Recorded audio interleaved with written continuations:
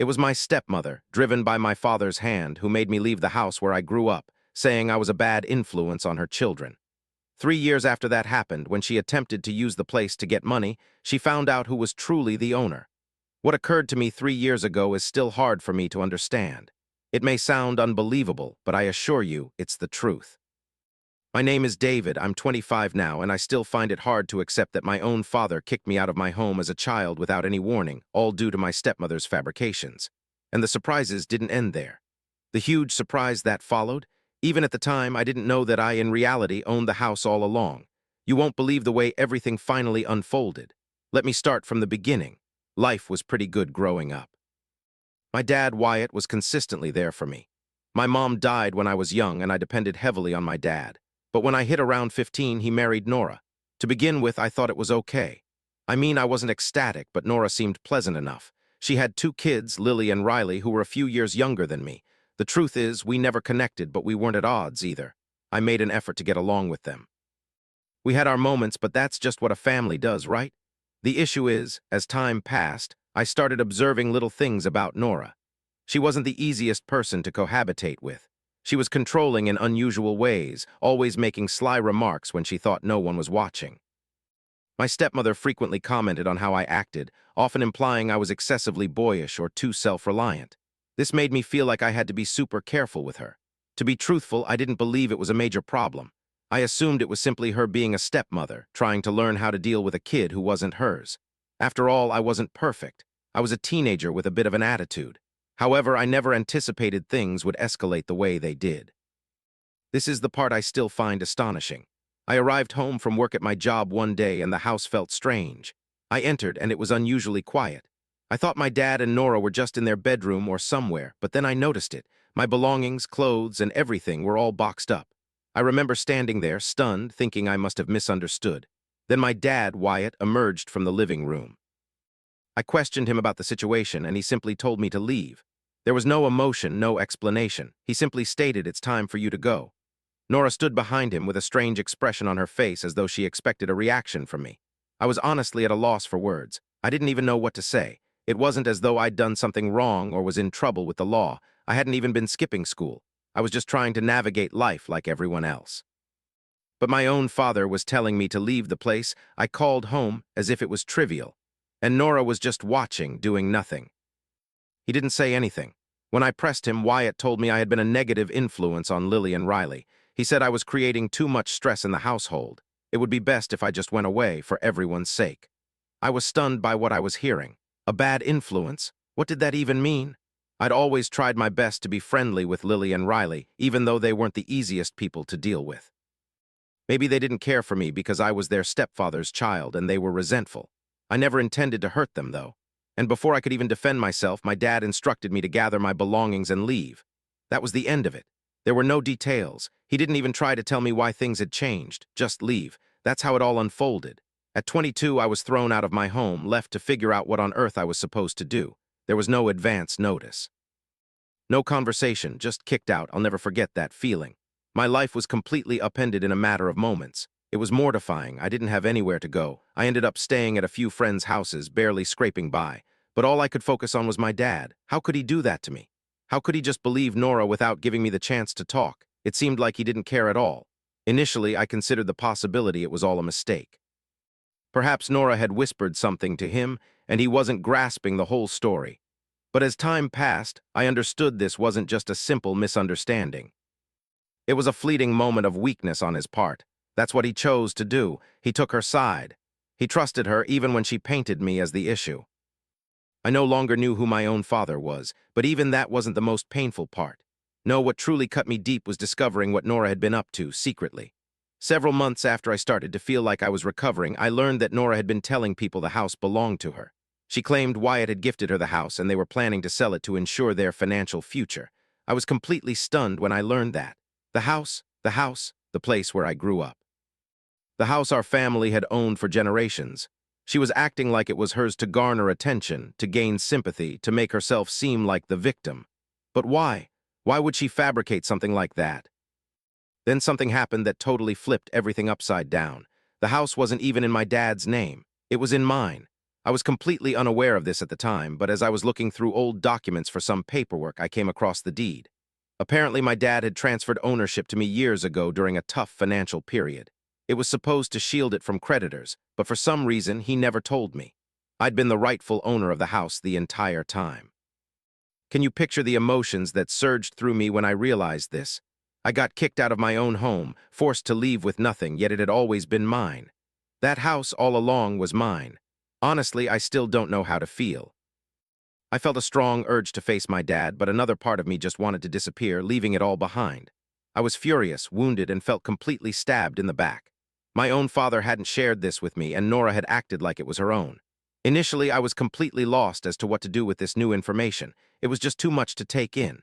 But one thing was undeniably clear. The situation wasn't as straightforward as I'd assumed. I wasn't the one in the wrong. And when I understood that, it was the start of a complete change. I was kicked out of the house I grew up in by my dad, Wyatt, who claimed I was a negative influence on his new family. That situation was bad enough, but what came after? It was a crazy time, and it didn't end with that initial deception. It only got more difficult.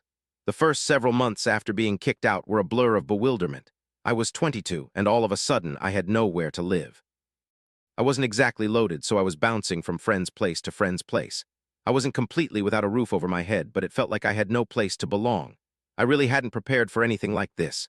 One day I was living in a place I thought was my home, and the next I was trying to figure out where I was going to sleep. During those early days, I just couldn't get my dad off my mind. It's not like we had an argument or a huge falling out. He just turned on me. I kept thinking Nora had somehow manipulated him or made him change his mind. I saw things so differently. However, the more I pondered it, the more clear it became that he decided to trust her version of events. And that was something I just couldn't swallow. My father had always been my dependable anchor. After my mother died when I was young, it was just him and me. He meant everything to me, and now I didn't even know who he was. Frankly, I didn't have a clue what emotions were swirling inside me. Furious, undoubtedly. Dejected, for sure. But also utterly crushed. That's the most difficult truth for me to acknowledge. My dad shattered my faith in him in the most unforeseen manner. So I spent several months living on friends' sofas, moving from place to place and barely getting by. I held down a couple of part-time jobs, doing whatever work I could just to stay afloat. It wasn't the greatest, but it was about staying alive. There were periods when I felt like I was barely holding on. I'd lie in bed at night, questioning how my life had come to this. Was this truly how it was going to be from this moment onward? Living with this feeling of being betrayed. But here's where it gets even worse. One day I was with a friend just letting off steam about everything when he casually told me that he'd overheard Nora chatting with some people about the house. It turned out she'd been telling everyone that she and my dad were planning on selling the property. She even claimed to have complete ownership of it. My own home, the place where I had grown up, and she was behaving like it was hers. I was so stunned that I didn't even know how to respond initially. I mean, how could she just act like it was all hers? That was the place that held my past, the things I remember. It was where I was raised, where I shared so many years with my father. The thought of her proclaiming it as hers, while I was relying on the generosity of others for a place to sleep, completely destroyed my sense of stability.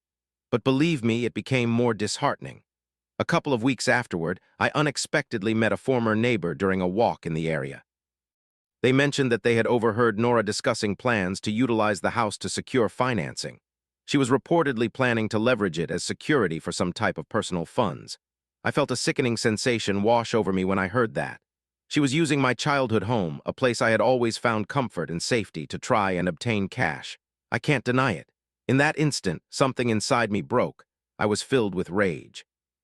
I felt like I was drowning in this overwhelming deceit and control. I began to reflect on how my dad had just gone along with everything, how he had permitted her to inflict this pain on me. I recognized for the first time how extensively Nora's power had spread. And the most troubling thing? I realized I didn't even know if my dad actually cared about me anymore. The more I investigated this whole situation, the clearer it became that Nora was attempting to take advantage of me in any way possible. She had told everyone the house belonged to her. She was attempting to obtain loans by using the property as collateral, and she was doing it all without me knowing. And my dad? He was allowing it to occur. I began to look. I began delving into the legal aspects of this whole situation. Honestly, I was completely clueless, yet I was determined to discover the true owner of the house. At this stage, I desperately needed clarification. I wasn't sure if the house held any value for me anymore, but I had to get to the bottom of it. That's why I reached out to a lawyer. I had to determine how I could regain some control over my life and the chaos surrounding me. The moment I learned the truth is etched in my memory. I was sorting through some old documents I'd stored away, papers I hadn't thoroughly examined before. And there it was, the property deed, in my name. Legally, I possessed the house, not Wyatt, not Nora. The news hit me like a tidal wave. I was momentarily stunned. The house belonged to me. My father had signed it over to me a long time ago when he was struggling financially, but he'd never mentioned it. It dawned on me then that every single thing. The deception, the falsehoods, being forced out of the house, it had all been pointless. I owned the house, and no one was aware of it. Initially, I was uncertain what to do with this new knowledge. Some of me was still reeling from all that had occurred. How could my dad have kept this secret from me? Why hadn't he given me a heads up? However, another portion of me was merely furious. I was enraged. I wasn't going to back down, not at this juncture, not after everything Nora had done. Despite having the truth at my fingertips, I was unsure how to approach my father. I felt so utterly betrayed. And the toughest part, I still had affection for him. I kept hoping he'd change his mind, that he'd see how mistaken he was. But I knew in my heart that our relationship was permanently damaged. It was tough to put into words how exhausted I felt by everything. I longed for resolution and a sense of justice, yet I also hoped to mend the relationship I had with my father. Though it felt like an impossible dream, I was uncertain if I could forgive him for what had happened. And part of me was uncertain if I even wanted to any longer. I didn't tell Nora that I knew. I was still trying to absorb everything that had happened and figure out what to do next. But I knew, without a doubt, that I wouldn't let her take advantage of me. I didn't know what the future held, but I was aware that I had to take charge. I had the upper hand now, and I wasn't going to sit back and allow them to ruin everything I'd built. It's been a wild few months since I discovered the house legally belonged to me. Honestly, I found it hard to accept at first. The rage and the feelings of betrayal still lingered inside of me, but now I had a significant advantage on my side. The truth. The house was legally mine, and my stepmother, Nora, had been attempting to claim it as her own while using it to get a loan. It felt like I was living in some kind of bizarre drama, except it was my real life. At this point, I wasn't just sitting around stewing in anger anymore. I had a choice to make. Do I confront my dad? Do I try to repair things with him, or do I seize this opportunity to get what was rightfully mine? Was it actually mine? I honestly had no clue, but I knew I couldn't allow Nora to get off scot-free after everything she'd done. She deceived everyone, played on my dad's weaknesses to control him, and almost stolen everything from me. That just wasn't acceptable. My initial move was to decide what to do with the house. I really didn't want to live there anymore. Not after all of that drama, but I recognized that if I allowed Nora to keep using it for her advantage, she'd never stop. So I concluded that it was time to confront her. When I stepped back inside that house for the first time in ages, I was trembling. It felt like I was entering a dangerous situation, but I wasn't intimidated anymore. I knew who I was at that point. I was in charge. As I unlocked the front door, I could hear Nora chatting away in the living room. It felt like a dream, as if time had stopped. This was my childhood home, the place where I grew up, and it had been transformed into something completely different. Nora was seated on the sofa, conversing with some guy. As soon as I walked in, she stopped talking. I saw her realize what was about to happen right then. She turned pale, and she stood up instantly, trying to be nonchalant but clearly failing. "David," she said, her voice strained and unnatural, "what are you doing here?" "I'm here about the house," I responded, my voice calmer than I felt. "I know everything. You've been utilizing it as collateral for a loan, claiming it's yours and telling everyone that. I'm the actual owner." I saw her eyes narrow. She didn't reply right away. I could tell she was surprised, her mind racing to find a way to turn the situation to her advantage. However, I wasn't going to allow her to control things. I took out the documents from my attorney. "This is the deed, the house is mine," I stated. "I'm through with being manipulated." Finally, Nora spoke. "You don't have any idea," she said. "You really don't understand." She said it sharply, trying to remain calm. "Wyatt and I have discussed selling this property for ages, part of our plans. You no longer get a vote," she said. It was hard for me to believe what I was hearing. She was still behaving like she could make all the decisions, but I refused to retreat. "Your plans are finished, Nora," I said. "I'm finished with your dishonesty about what's legally mine. You need to face reality." She folded her arms, clinging to whatever control she thought she possessed. But I was no longer that intimidated person. I wasn't going to let her dominate me. The truth was in my possession, and I intended for her to see it clearly. "I don't want to keep the house," I said. "I'm sick of this place, but I won't let you sell it while pretending you were the one who created all this. I'll handle the sale, and the money will go where it belongs." Not to you, not to Wyatt. Nora's expression shifted from rage to something almost. I couldn't help but wonder, are you actually going through with this plan? Do you think your dad will ever be able to accept this? For taking everything from him, her words really hit me hard. I did, in fact, have feelings for my dad, regardless of the awful things that had occurred. But I wasn't going to allow Nora to manipulate me into feeling remorseful, not this time. Nope, I declared, a sense of serenity flowing over me. I'm not doing this because of him. This is all for me because I'm absolutely finished with the dishonesty, and I'm done with letting you be in charge of everything. At that exact moment, the door swung open and Wyatt came in. He looked perplexed at first, then I saw when it hit him what was happening. His gaze darted over the documents I was holding, then shifted to Nora. I could see him starting to freak out. "David, what's happening?" Wyatt asked. His tone was shaky. He looked at me, but there was a moment of uncertainty in his eyes. He had been involved in all of this as well, and I couldn't disregard the pain I still felt from him having abandoned me so effortlessly. "Nora, been deceiving everyone," I stated, trying to maintain a calm demeanor. "This house isn't hers, it's mine. You've been taken advantage of, and I won't let her use you any longer." Wyatt didn't immediately respond. He just stood there, staring at me and then at Nora. The silence felt oppressive. I didn't understand," Wyatt finally said. His voice cracked, and I could sense the guilt. "I believed I was doing the right thing. I was trying to help. I never wanted you to go, David." Hearing that was like a blow. Hit me right in the stomach. Why didn't he try to keep me? If that's what he wanted, why didn't he put up a struggle? Why couldn't he understand what Nora was doing? "I'm sorry, David," Wyatt said, his voice barely audible. "I should have shielded you. I should have known better." Apologies were pointless at that point. My anger had dissipated. I was just weary. I was worn out from the constant battles, exhausted by the feeling of inadequacy, and sick of always being the one to fix everything. So I took the necessary action. I got rid of the house.